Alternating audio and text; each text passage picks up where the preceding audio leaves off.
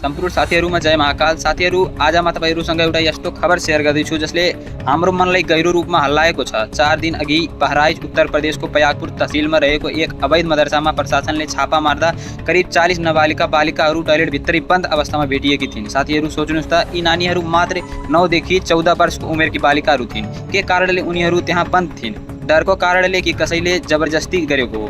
अझै प्रशासनले भनिरहेको छ कि यो मदरसा बिनै मान्यता चलिरहेको थियो। हामी सबैको प्रश्न एउटै छ, यस्तो हालतमा बालिकाहरूलाई कसले राख्यो? किन अभिभावकहरूले पूर्ण सत्य थाहा पाएनन्? अनि हाम्रो समाजमा बच्चाहरूको भविष्य सुरक्षित गर्ने जिम्मेवारी कसले लिने?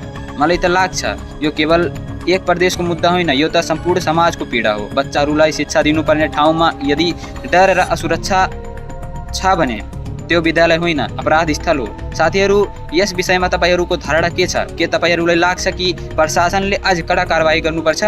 कृपया कमेन्टमा आफ्नो विचार राख्नुहोला र यो भिडियो अरूसम्म पुर्याउन शेयर गर्न नबिर्सनुहोला। राधे राधे, धन्यवाद।